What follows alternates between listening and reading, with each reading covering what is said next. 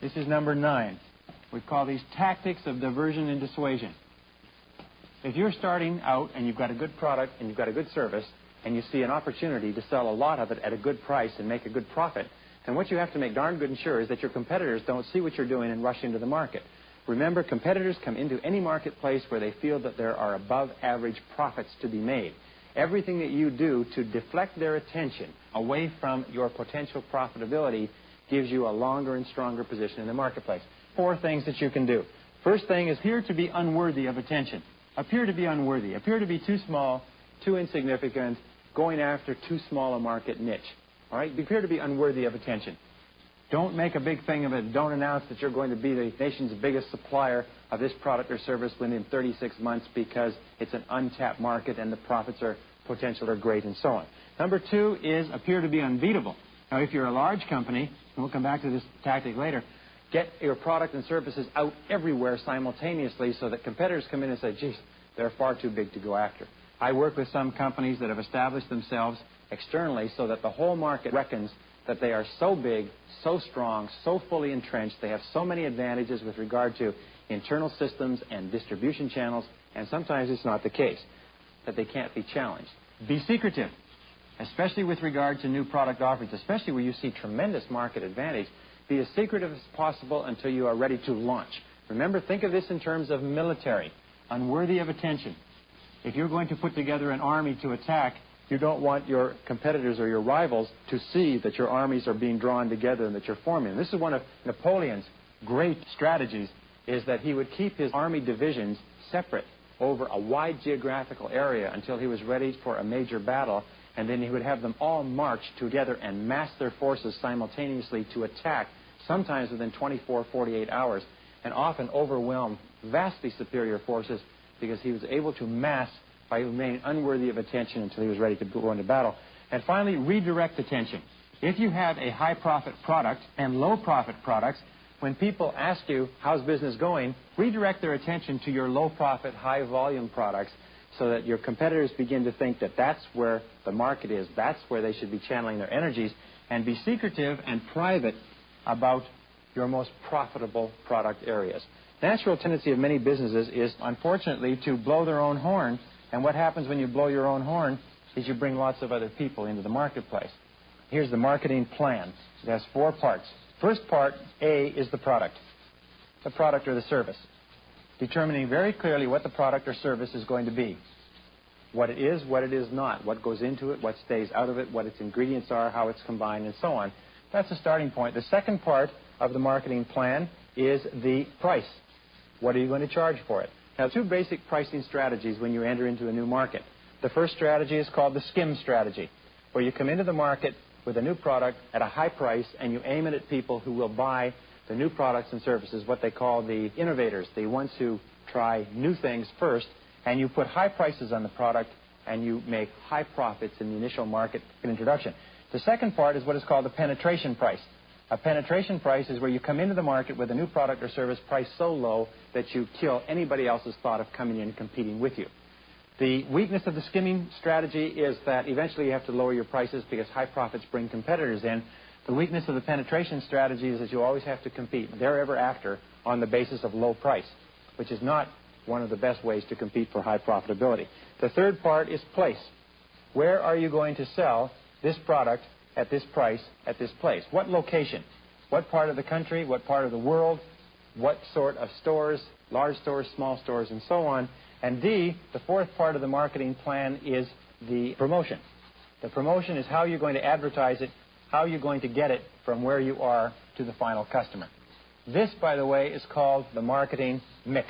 And all good marketing strategy continually looks at revising this, changing the products or services, changing the price, changing the place or location, and changing the promotion to somehow get a better mix which yields you a higher level of sales at a higher level of profitability. Number 11, marketing strategy number 1 is called firstest with the mostest.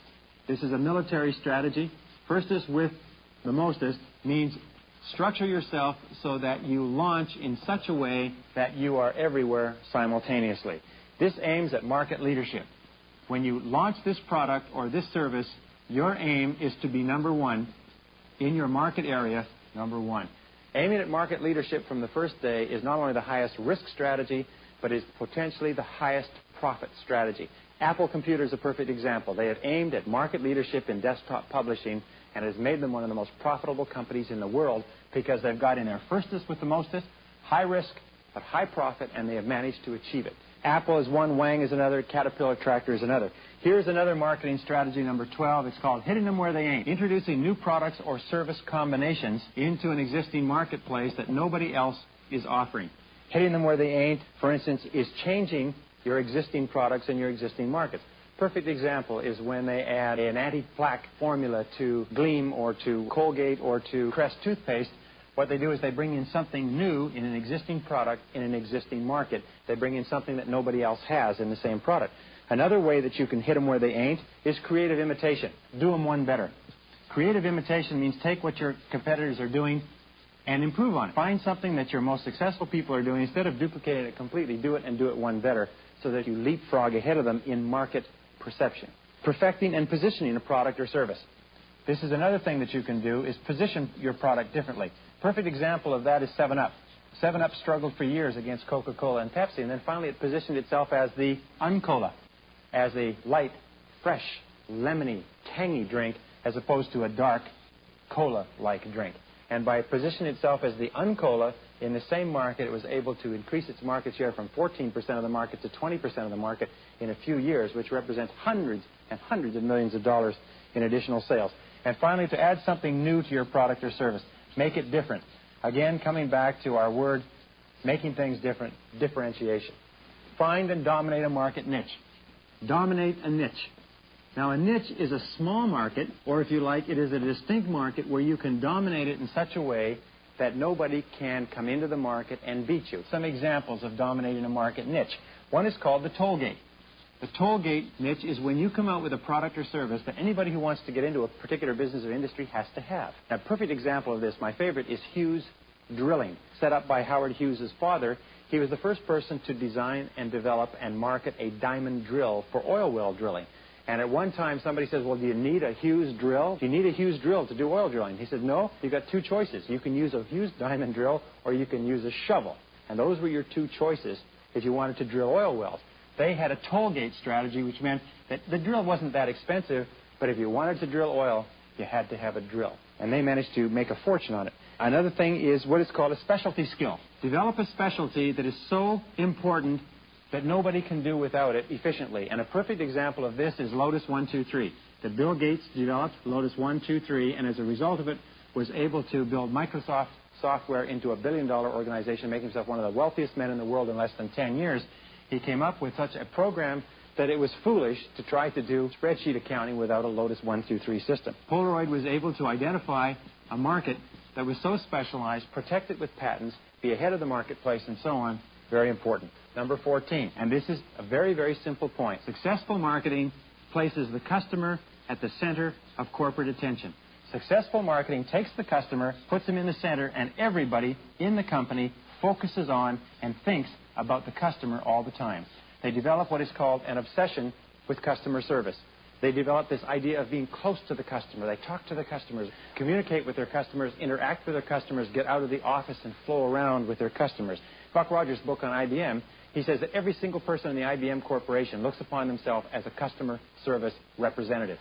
Your company will be successful to the degree to which every single person in your company thinks about the customers all the time. Even the person who sweeps the floor, drives the truck, picks up the load, answers the telephone, types the letter. Everybody has to see themselves as customer service specialists.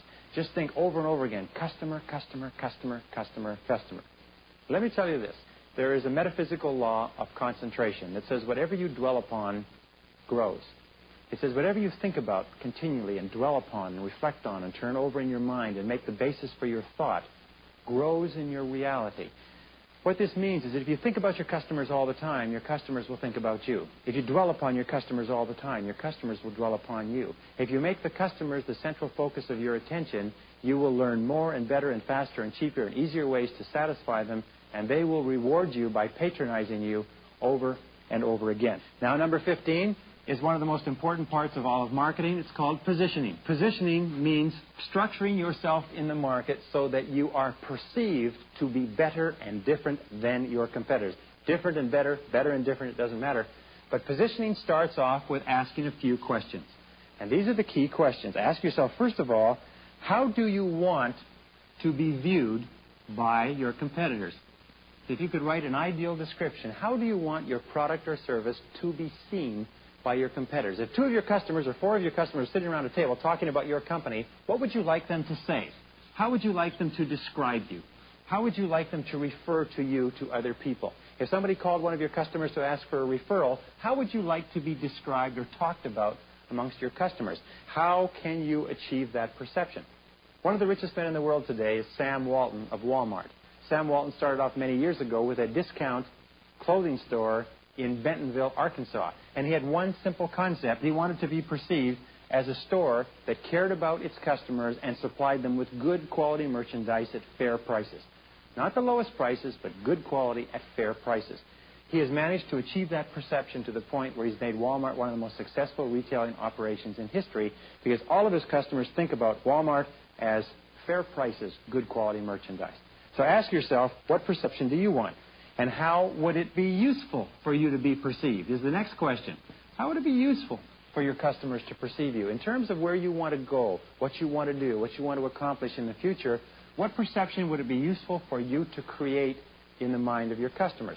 What IBM did is IBM created the perception that they would give the finest customer service of any company in the world. And that perception is so prevailing today that people who don't even know about IBM, when you say, what does IBM mean? They say, IBM means service. Very important. What could you do starting today to begin creating that perception? Now, let me tell you this. The perception that you create on the outside can only be accomplished if you make fundamental, critical changes on the inside. In other words, you cannot create a false perception that is lasting. The perception must be a real perception of the internal structure of the organization. D is, how can you position your product so that it stands out from your competitors? How can you position your product so that people look at that and they say, hey, that's different, that's better, that's worth buying, that's worth paying for? Number 16. Here are 4 basic growth strategies. They're very simple growth strategies, and the more you think about these strategies, the more ideas that you'll come up with. They're 1, 2, 3, and 4. These are existing products and services, and these are new products and services. And here are your markets. This is where you are selling your products or services now. Here are existing, and here are new. This is a very simple matrix. So the 4 basic creative marketing strategies are, first of all, sell more of your existing products in your existing markets. Sell them by modifying them, sell them by increasing the quality of your advertising, sell them by lowering the price, sell them by combining them with others, expanding your distribution outlets. But this is strategy number 1, more of your existing products and services in your existing market. Strategy number 2 is to sell new products and services in your existing markets to your existing customers. Think of what other products and services that you could create and offer for your existing markets where you already have established credibility and established distribution channels. Strategy number 3 is to come up with existing products in new markets. Look for new markets that you could sell your existing products in, both nationally and internationally. And strategy number 4, often the most difficult, but sometimes the biggest payoff of all, is new products in new markets. Could you develop new products for new markets using your existing capabilities, your existing resources, your existing manpower, your existing production lines? Remember this, it's one of the most important of all concepts in marketing. I learned it when I was in university studying this, what is called the bundle of resources concept. Look at your company as a mental exercise, as a bundle of resources that is capable of doing many things. Primarily human resources, primarily production resources, primarily intellectual resources. But if you look upon your company as a bundle of resources, it sets you loose from the limitation of thinking strictly with regard to the products and services you have now or the markets and customers you're now serving. Think of it as being capable of producing any profitable product or service for any profitable market. And then look at how you might be able to create new products and services for new markets. Okay, number 17. Ask yourself, what other ways can you sell your products? I learned this from one of the most successful business people in America. He says 22 different ways to sell a product or service, and most companies sell their product or service not more than 1 or 2 ways. For instance, you can sell a product or service by mail. You can sell a product or service directly with salespeople calling on people. You can sell it by telephone. You can sell it by retail. And you can sell it through small and large retail, through department stores, specialty retailers, discount stores, and so on. You can sell it at wholesale and just have wholesalers sell it. You can sell it through manufacturers' reps. You can sell it through distributors. You can sell it through multi-level. You may be able to sell it through franchises. You may be able to sell your product to and through franchises that sell other products. You may be able to sell it by newspaper. You may be able to sell it on television, by telephone in. You may be able to sell it through massive promotions, trade shows, fairs, exhibitions, and so on. There's 22 different ways you can sell your product. You're probably only using one or two. One other way to sell your product can double your business and make you a market leader.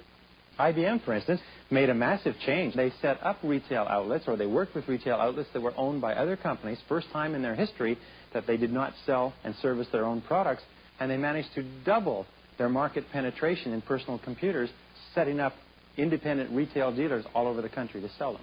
So look at different ways that you can sell your product. Number 18 is look at new products and services that you can create with your existing manpower. Imagine that you could sell any type of product or service to any type of market with your existing resources. What are the most attractive, unfolding, opening markets? Is it worthwhile to establish a new business, to explore new possibilities, to sell new products and services to new markets at new prices with new marketing channels? Keep your mind open.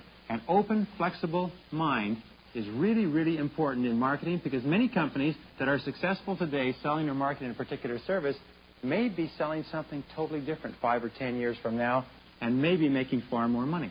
Number 19 is distribution channels. Distribution channels are more important than products or services. The ways of getting products to the marketplace are more important than the marketplaces or the products or services. Because you see, your product or services will change.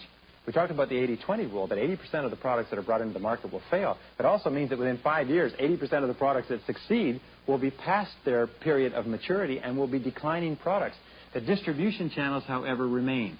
The distribution channels are the ways that you get the products from you to the final end customer.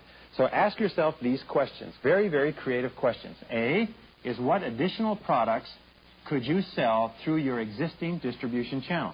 Let us say, for instance, that your distribution channel is a mail order catalog. Well, the question is, what additional products could you put into the catalog that may be different from what you're offering now? Just a subsection of products. Daytimer is a perfect example. Daytimer, for years and years and years, sold materials that had exclusively to do with the Daytimer products. Then they began to put in stationery, letterhead, office products, and now they're into motivational programs, audio cassettes, video cassettes, and so on, all in the same distribution channel, all going to the same people, but they're adding additional products, which are extremely profitable. Question number 2 is, what additional distribution channels are there? What additional distribution channels are there that you can use to get your products out? Look at what some of your competitors are doing. Are they using distribution channels different from you? Sometimes changing your distribution channels can make a significant difference in the amount of your products and services that are going into the marketplace. What new products or services? What new products or services can you create for your existing distribution channels? Could you create new products or services? Could you develop new products or services consistent with your existing product lines? And number 4 is, what products completely different from anything that you've ever done could you create for new distribution channels or existing distribution channels? These are the key questions. Look at your distribution channels, and you will find, by the way, that if you keep your focus on your customer, if you keep your focus on what your customer is doing. Perfect example, Avon, for many years, built one of the most successful cosmetic retailing businesses in the world by knocking on doors. Avon calling, ladies went from door to door, did product demonstrations, left catalogs, and took orders, and they sold hundreds of millions of dollars worth of cosmetics. However, what has happened is that over the last 20 years, an enormous number of those customers have gone into the workplace. So now Avon is calling on offices. And the Avon ladies, instead of going door to door where people are not home, are now going office to office, leaving the catalogs, picking up the orders. In other words, they've changed the distribution channel from door to door residential sales to office business and commercial sales. And at the same time, by the way, they've changed the cosmetics that they're offering. They've changed the catalogs. They've changed and they've upgraded and they've added jewelry. and they've added other features and accessories that ladies who work want and need and are willing to buy and can afford now. Number 20 is market research, market testing. Market research is critical to your success.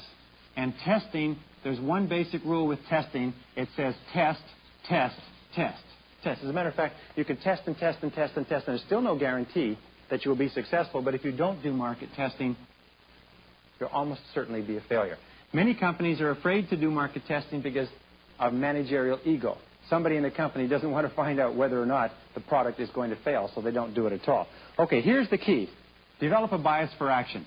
Do it, fix it, try it. If you have an idea, get out there and talk to somebody about it. Talk to a customer. Don't talk to people within the organization because you just end up drinking your own bathwater.